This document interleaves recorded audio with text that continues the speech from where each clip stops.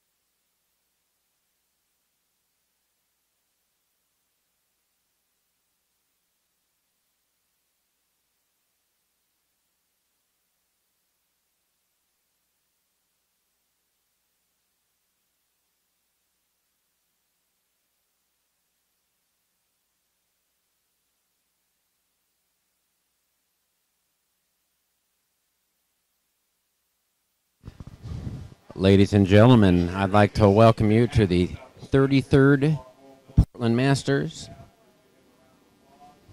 Dave Husted doing the final announcements. Bowlers have completed warm-up, and we're featuring 8 matches today on this squad at 8 a.m. We'll have the other 8 winners bracket matches at 9:30. This squad features 3 previous champions.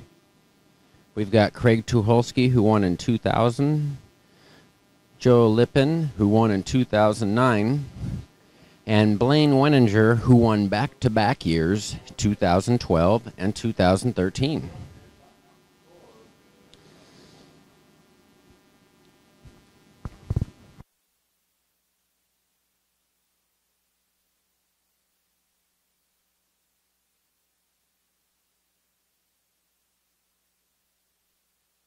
$139 entrants, and we've narrowed it down to 32 bowlers after 10 games. The cut score was 101 over for 10 games, or a 210 average, to make the top 32. And I have the pleasure to announce that I have a guest commentator today, the great PBA champion, Mike Danielson. So he'll be helping me out today with some of his great knowledge. Hey, Mike, how was your trip up from Eugene? It was pretty good this morning. Light traffic. Looks like we got the cameras on Joey and Mike Miller, Joe Lipon. Yeah, and this is really the highly publicized match on social media. Joe and Mike are animated players, and it's been an entertaining week watching them go back and forth on Facebook. Of course, Joe, the top seed, who averaged over 230. Mike was the cut in 32nd place, and here's his first shot. And he leaves a bucket, 245. And it looks like Joe opened early there. Yeah, it looked like he missed left a 136 and chopped it. Thank you.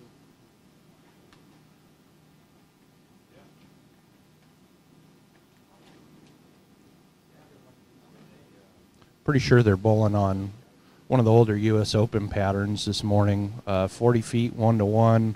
I don't know how many mills are out today. There is a graph on the wall. I'll look at it here in a little. That's correct, Mike. And last weekend, they bowled on two separate patterns. The first pattern, the first 5-game block, was on the short 38-foot pattern. And then the second 5 games was a 47-foot pattern. And it created a different look for players after the break. Right now, we've got John West coming up a little high, leaving an 8-pin. And John is bowling against Marcus Winkelpleck. Both Marcus and John West have finished second in this tournament in the past. Marcus is the 15th seed. John West is the 18th seed. I want to say John has at least a few seconds in this tournament, maybe a couple. I think he has 3 seconds, maybe even 4. I mean, John's pretty much player of the year in the senior tour. Those of you who bowl the Northwest Senior Tour are very familiar with John West, as he wins about half the tournament, it seems.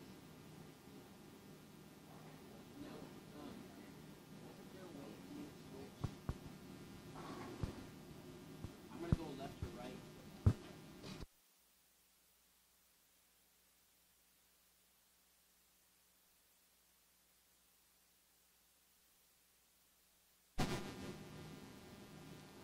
Maybe you can, after jump shot, we can go down. I want to go like left to right.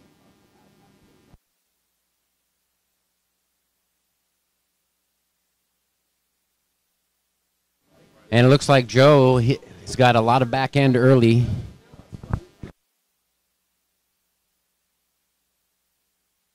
Okay, we're going to talk about our featured matches this morning. Down here on 3 and 4, we have the number 5 seed, Nick West, versus the number 28 seed, Kyler Crevier.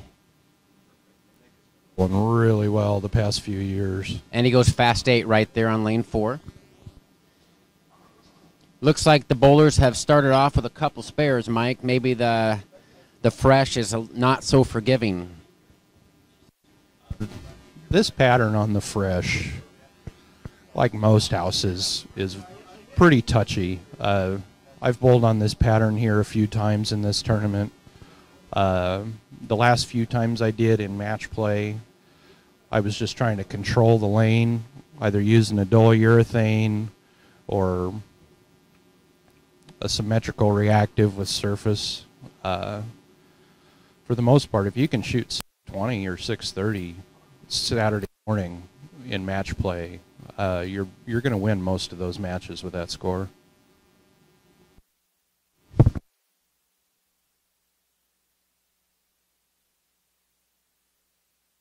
Right, so to summarize over here on 5 and 6, we have the debut at the Portland Masters of Hugh Miller's son, Quentin. Hugh Miller and his son tied for 10 games last weekend. That is just amazing, isn't it, Mike? It is, and Quentin, obviously he's been around bowling his whole life, but also in the last few years, his game has really seemed to come into its own. Making top 32 here, that's no easy task. It isn't easy to cross this house without having a couple games that can take you out of match play. Qualified ninth, and he is bowling the 24th seed, the 2000 Portland Masters champion, the great Craig Tucholsky. He's struggling early, but Craig really has got game. And Craig's no stranger to this tournament. I'm guessing he's bowled it 20 times or so, including a win. Lots of PBA titles for Craig. He spent time on the tour. He was exempt on the tour when they went to that format. I'd like to mention also that one year he led the tour trials wire to wire. I'm not sure how many. It's about 10 years ago or so. Remember that? Yeah. It was probably about 10 years ago. That same year he made a real good run at the U.S. Open. Oh, my goodness, and he missed a 3-pin, Mike. That's just inexcusable. Yeah, you won't see him do that very often. All right, so now on 7 and 8 on the right side of your screen, we have Robert Altieri, who is 13th seed. I believe he bowls at Milwaukee Bowl. And also Adrian Anderson from Roseburg, who kind of came under Brian Smith's wing, and he's one heck of a bowler himself. Adrian's got one of the best games in the Northwest, in my opinion.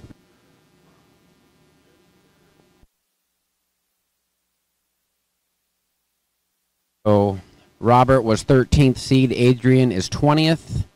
And we're going to move over now and see how Joe and Mike are doing.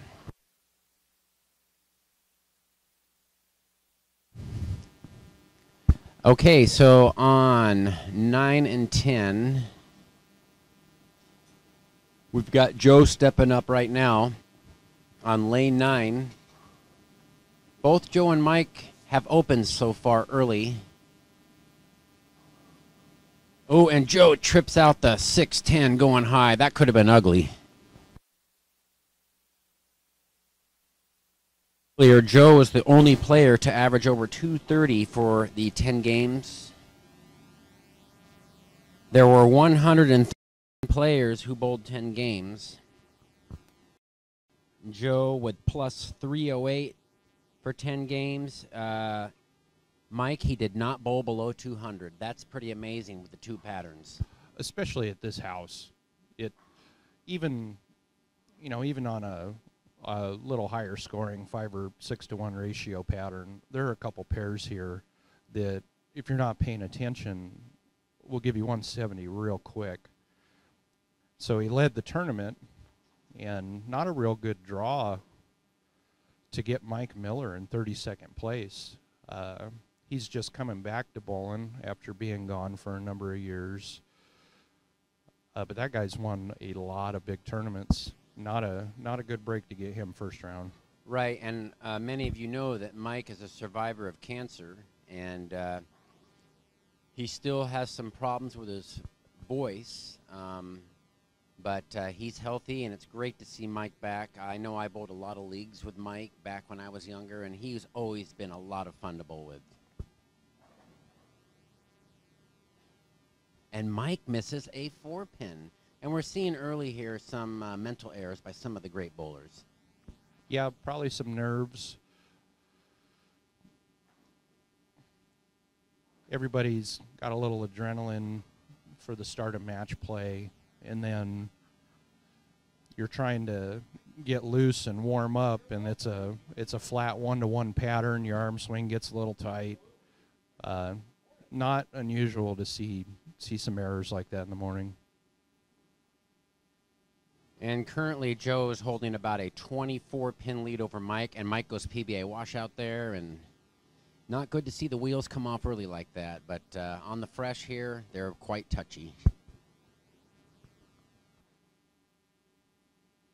All right, so over on the next pair to the right, we have got John West, who probably has more seconds than anybody.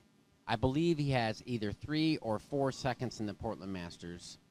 And Mike, you and I also know how that is because I've finished second twice, and I know you finished second as well.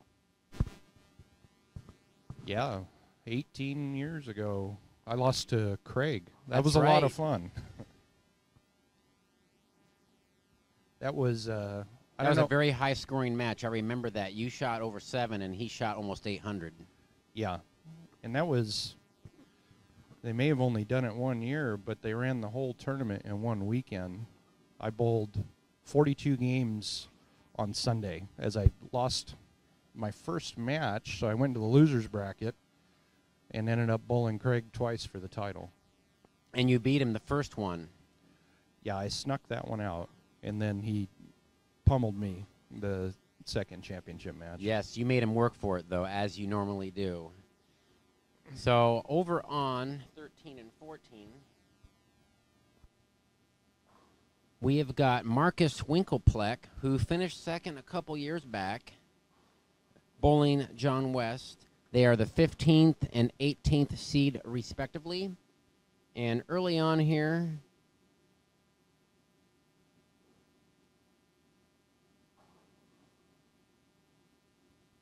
looks like we've switched to another screen here.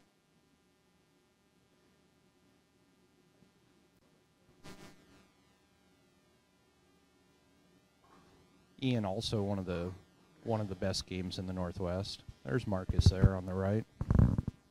Okay, and so now on the John West match, looks like Marcus has the early advantage by about 20 pins. Marcus with the baby 310 split in the 6th frame, going at a 217 clip.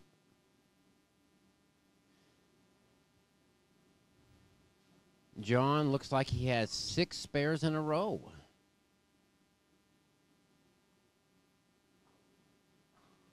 And he chops a 310, so Marcus currently holding a 13-pin lead.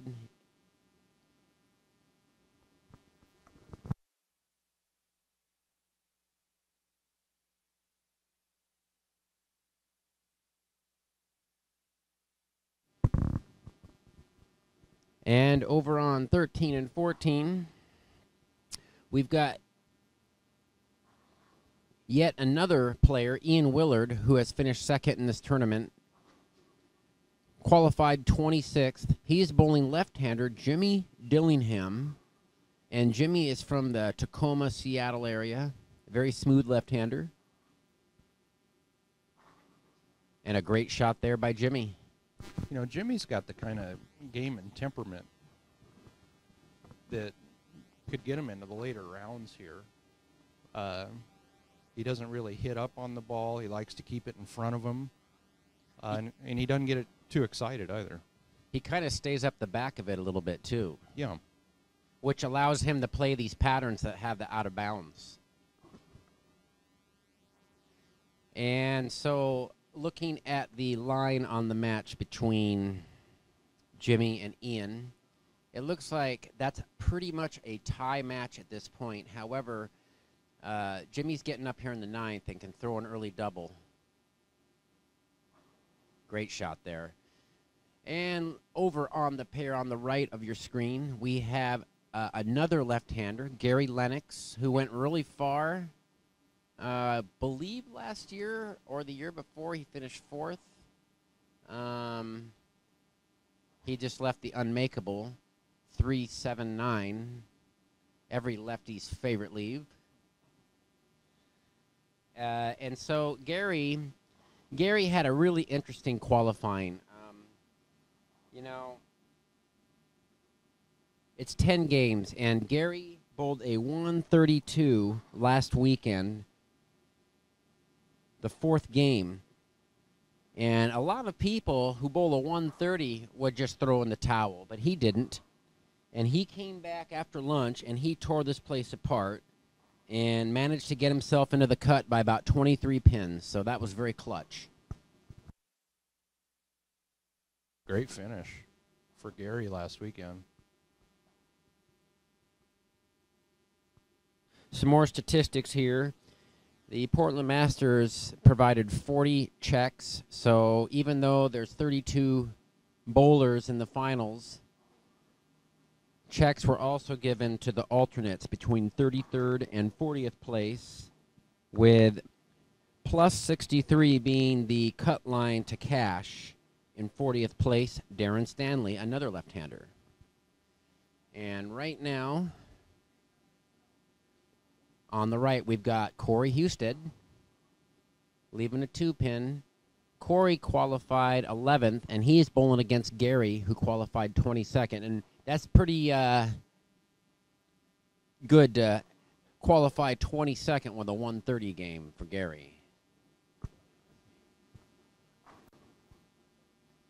And looking at the line on that match, it looks like Corey's staying clean. He's got a pretty good lead of about 36 pins or so on Gary through 8.5 frames. Looks like it.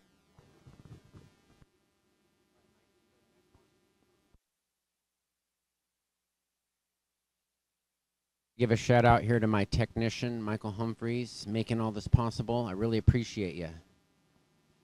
All right, and down here, we've got no stranger to winning titles, the great Blaine Weninger, who won the Masters back-to-back 2012 and 2013. And he peers that one. And he almost won, was it last year or the year before? Yeah, he had a comeback. I believe it was 2015 against Hugh Miller. Blaine was trailing Hugh Miller by a large margin, and then Blaine shot 260 the last game, and he was one hit away from catching Hugh. And actually, he made Hugh, I can't remember, Hugh either had to mark or throw a double. I think he had to throw a double to shut Blaine out in the 10th. So that was a valiant effort. And that would have almost been a three-peat for Blaine because he did win in 12 and 2013. Really likes this pattern. He's a shot maker. He's probably the most accurate active bowler in the Northwest.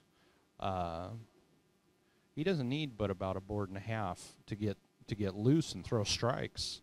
And I know last week he barely made the cut.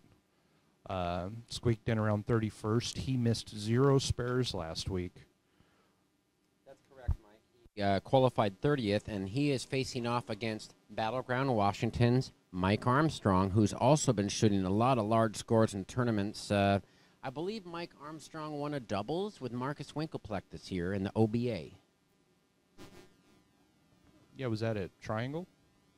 I believe so. I'm going to pull up that statistic real quick here.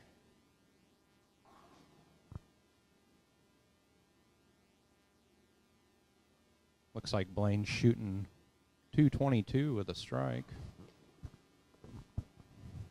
Yep, 222. That's a big game first thing Saturday morning at Kellogg on this pattern.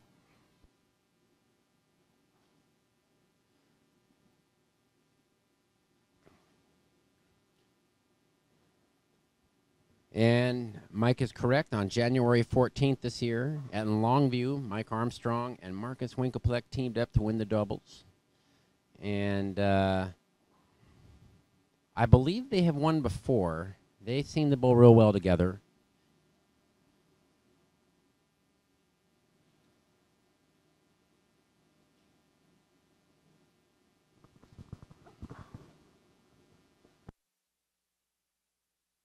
That just adds 21 more to his deficit. Pretty good shot there by Mike.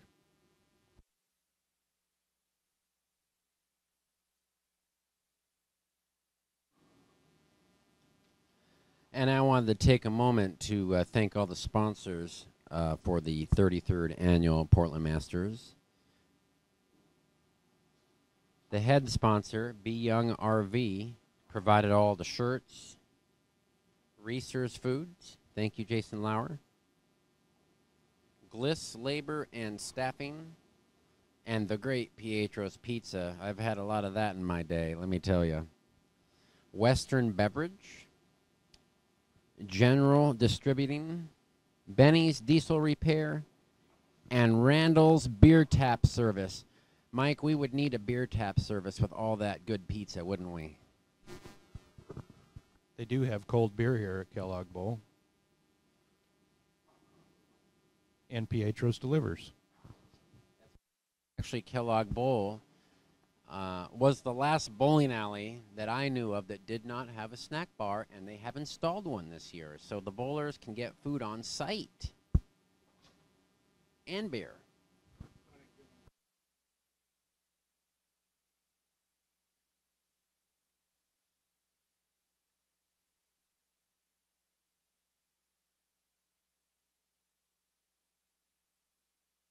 Ladies and gentlemen, we're going to reset the feed here, and we'll be back in a moment with details and deficits for the first game of the first round.